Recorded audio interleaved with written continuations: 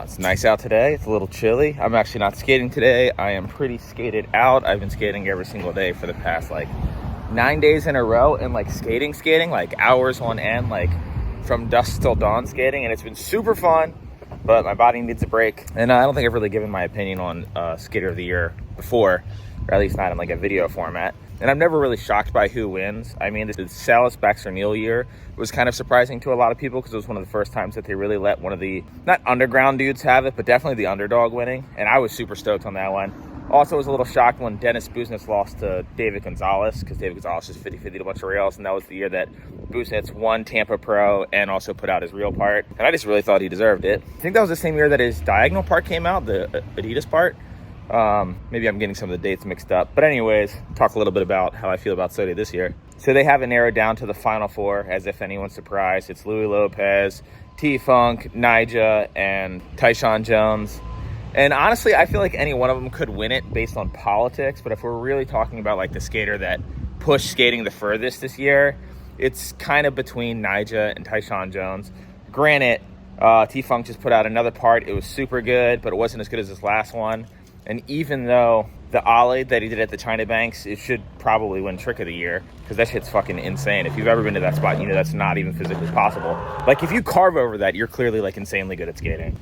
But he could totally win it, based on whatever, especially if they're really taking voting in consideration. Louis Lopez's part was also really good. All of Louis Lopez's parts were enjoyable to watch. And as a skater watching another skater, I definitely appreciate that sort of video part more so than the Nyjah part, let's say. But to me, it feels like it is kind of between Tyshawn Jones and Nyjah Huston. I could definitely eat those words, and it could end up being Louis or T-Funk. I just don't personally see that happening. And what I like about the Nyjah versus Tyshawn Jones thing is it's kind of East Coast versus West Coast.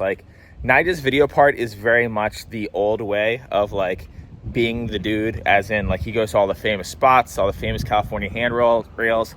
Handrails and stair sets has sort of been dictating who the best skaters are for the past 20 years, maybe even longer than that. And in recent years, that sort of hasn't necessarily been as much the case. A lot of people's favorite skaters now, no one's counting the stairs in their part. They're sort of just this guy has good style, this guy has good taste, this guy's unique. But when you take that sort of skating, such a far level, literally every single trick in Nyjah's new part could be someone else's ender. It's pretty ridiculous. And I'm talking big dogs enders too. I'm talking S.O.T.Y is one of my favorite skaters, and he'd be pretty hard pressed to do any of the tricks in Nyjah's part. I'm not saying that he couldn't. I'm just saying it wouldn't. Yeah, it'd be a thing. But you got to take in consideration what he's actually skating. I mean, when you look at a lot of Nyjah's spots, they're the biggest and most fucked up rails ever, but for the most part, they're pretty perfect. I've been to quite a few of the spots, and that's not taking anything away from it. The rail that he nollie front boards and front feebles, I went to that rail when the only thing that had really been done on it was Chad Fernandez's lip slide in the opinion video. And I remember going to that rail and thinking, that's crazy that he did this. When I went there, it was probably 2010 or something like that. And I just remember thinking, it makes sense that no one's really skated it since then. Jump forward a couple years and some more tricks get done on it, but to nollie into it is just fucking insane. Also, Ryan DeCenzo did something on, what did he do? Tray flip or hard flip, or maybe both? I don't remember. No, I think Sean Malto hard flipped the stairs. But anyways, rail's insanely tall, super perfect. You will die if you fall over. So to nollie into that, especially the front feeble, pretty mind-boggling stuff. We also got to see just tricks you don't see in general, but then get done on a handrail. You're gonna have a hard time finding a switch heel flip frontside Smith grind on anything, literally anything.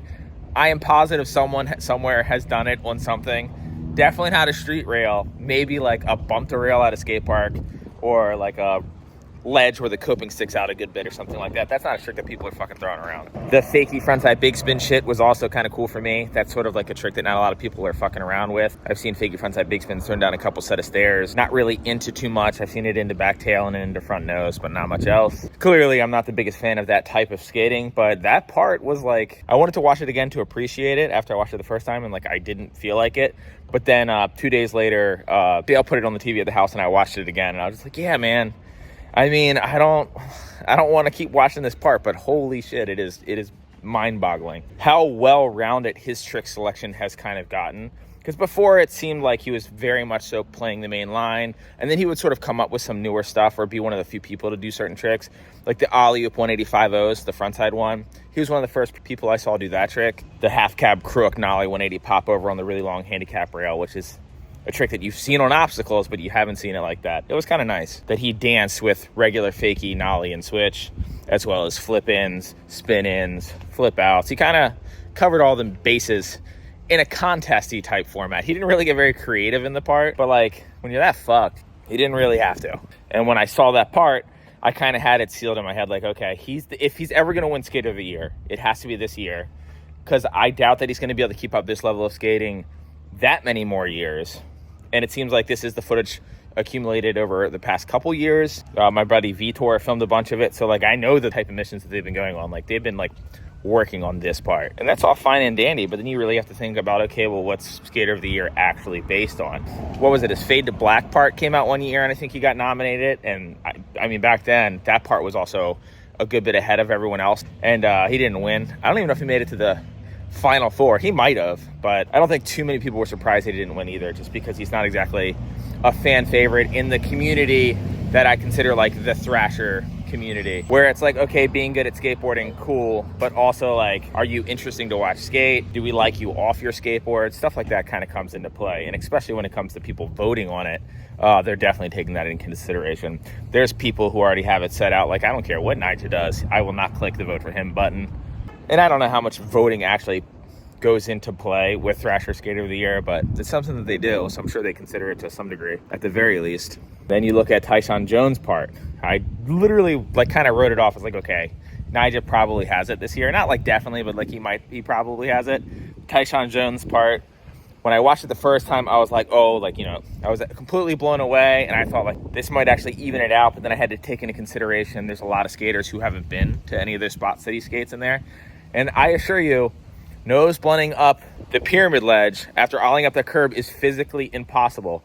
That rail that he tray flips over, like where it's like stairs down and there's like a handicap rail and he goes to the street, like all that shit is fucked up. And I assure you, barely any of the spots that he skated in that part were perfect. Even like where he's skating like this, the smoother blacktop on the East Coast in New York over the two trash cans, doing those back-to-back lines. That was very like Brian Herman asking the Baker 3 video to me. You're dealing with traffic, you're dealing with foot traffic, you're dealing with noises, and you're also dealing with trash cans that are not easy to skate over. I have actually ollied over one of those. People might not know this, but I kind of low-key have some ups. Like, I did this trick that Jason Dill did. And Jason Dill's kind of a poppy guy. And it was like very difficult to ollie over those trash cans, because what you're not thinking about is they're taller than a picnic table by a good bit. So even though they're not as long as the picnic table, you have to pop stupid early to clear over the top. Like him doing like the half cap heel and ollie half cap heel line is like one of the most fucked up things I've ever seen. I mean, all of it, like the non 180 flip tricks that he does over two, which are, in my opinion, significantly more hard to do over tall stuff. Pretty ridiculous, especially the nollie stuff. And if you've been to New York, you're well aware of how ridiculous it would be to skate over one of the tracks, because the carve-in would be just really, really fucking awkward. And I don't know if he did the same one that the other guy ollied, because one of those have been ollied before. I've been to the spot that the guy ollied it, but for some reason, I think he might have done a different spot, so I'm not sure. But regardless, absolutely ridiculous. So some of the things that I think might hold Tyshawn back from getting it this year is he already got it. He already won Skater of the Year. And in my opinion, deservingly so. Mainly because he front boarded the front trough of a backhoe that was driving, like making a turn, like in the street. It's like he's doing a line and just like taps front board on it, which is just insane to just think that. And it was also like really high. So even if it was just stationary and you front boarded, it's still gnarly. But to make it a spur of the moment, hey, here's this gigantic thing, super dangerous, it's moving, I'm gonna front board tap it, incredible. But this year, I think he might even have more of a reason to win it, because he put out multiple video parts. Every single video part had some ridiculous shit. The stuff over the handrail into the bank, like that's like where they filmed like the Joker movie, those stairs with the banks going down. If you've been to that thing, you understand that thing is stupid awkward. The height of the handrail and the shortness of the bank, it's not like when someone skates like over a handrail into like it has a 20 stair going down and they ride down the bank. Like since it's only like 13 stairs, you have to pop stupid high and you pretty much catch like the last little bit of the bank. He's catching more bank than most people because he has ridiculous pop. But like even ollieing into that thing, you're landing a good ways down the bank. You're not like going over the rail and splatting against the bank and going down. Like you were gapping into like a very sketchy Euro gap essentially. And it's also probably steeper than you think. That spot low-key kind of sucks. Like not in the sense that it's like, I don't like seeing footage of it, but in the sense that it's like really hard to skate for how gnarly it doesn't look on film. Like it looks gnarly, but it doesn't do it justice at all. And to touch on some of the other people that were like in the top 20 or whatever they pick for S.O.T.Y. It was kind of weird that they didn't have THrasher in it, and then they put him in after the fact. But I'm pretty sure they knew that he had like a little bit of a cult following of like wanting to see him in it, like the super underdog. Like obviously he's not going to get it, doesn't have the right sponsors, and also, if we're being honest, that part that he put out was great. But I mean, if we're talking about the guys who were in the top 4, that's not even close. It was also cool seeing my friend Julian Lewis in there because he skates the biggest rails, nicest human being in the world, and he's just like an absolute skate rat, just loves skateboarding. A couple names in there, the video parts that I didn't remember seeing this year, but I don't really keep up with skating as well as I should, so I kind of blew it there. I do think there's kind of a amusing parallel between like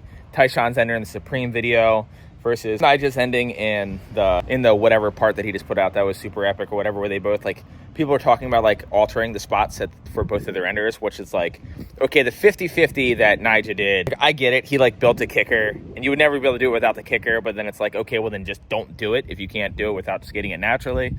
But I mean, to see that rail get grinded was pretty fucked up. Ironically, and you can call me crazy and you can completely disagree with this, I feel like since it's a back 50-50 or just a 50-50 on a fucked up rail in general, I feel like there's a couple skaters that could have done that. I mean, there's some like wild 50-50ers out there. Like it seems like something I could see like Milton Martinez doing. And then of course like the Bondo over the rumble strip. And I don't remember the guy who ollied it. I feel like there wasn't a rumble strip there. I could be completely wrong. I should probably look it up. But if it got ollied without bondoing the rumble strip, that's fucking mind-boggling, because those rumble strips are like particularly hectic. But I feel like it's like a little bit more subtle than building a whole kicker ramp, right? Like, I mean, me bondoing that rumble strip isn't much different than like bondoing a crack or adding a little bit of transition at the bottom of a gigantic bank that people are doing grinds on the top of, which is like a very common thing that we're seeing in skateboarding right now. Like transition up to like a steep bank to like do grind tricks on the top. In fact, I know for a fact there's been several covers of magazines that have literally been that exact layout of a spot. And if people really knew how many spots out here in California that are pretty perfect and have bondos on the cracks that don't bother you anyways, they would be pretty disappointed in their favorite pro skaters for not being able to just like, I don't know who's going to actually win skater of the year. I have a feeling dude, I don't know. Like, I'm actually kind of back and forth because I want to say THrasher again. That'd be super rad for him to get his second one. Then it's like Nyjah's been the best skater in the world according to a lot of people, and he's never gotten it. So it'd be like, it would almost make sense for him to possibly get it this year. Objectively, someone who's been to a lot of the spots from both of their parts, whose part I think was like better, like I would say like Nyjah, but then I'd also have to take in consideration like there's a lot of tricks in THrasher's part that other skaters just physically can't do. Like I feel like there's a lot of skaters that could do a lot of the tricks in Nyjah's parts, just they wouldn't want to because they're so fucking gnarly or so giant. Whereas like, you know, when you got skaters like Tiago Lemos and Tyshawn Jones, like other skaters can't physically jump that high or that far or have a powerful enough of a push to get him to from point A to point B in that line with enough speed to do the tricks that he does in it.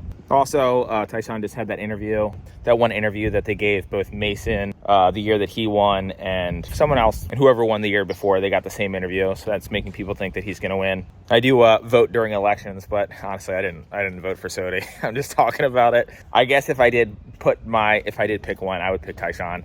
But that's like coming from the East Coast. I have a lot of appreciation for someone coming up in an area that, don't get me wrong, New York has a lot of spots and really good spots, but like in comparison to California, definitely way more coddled out here for the smoothness and the amount of spots. And the fact that Tyshawn only had a very few amount of clips on the West Coast, I don't know, I just have a lot of respect for that. And also, like, I remember seeing Tyshawn at Homage Skateboard Academy trying to learn how to heel flip off this like little box. Like, you know, you skate it like a ledge, but he would like climb up on the box, run and try his heel flip, and then get out of everyone's way while they skate the ledge. And then when it was his turn, he'd run over, jump on the box, and try to heel flip off. And that doesn't feel like it was that long ago. But then, you know, I see him a couple years later at LES, like, front feebling the handrail every try. I'm like, oh, that kid got good. And now it's like, oh, he's skater of the year. And maybe he'll be skater of the year again. Fuck it. I'm going to go upstairs and vote for Tyshawn. I take it back.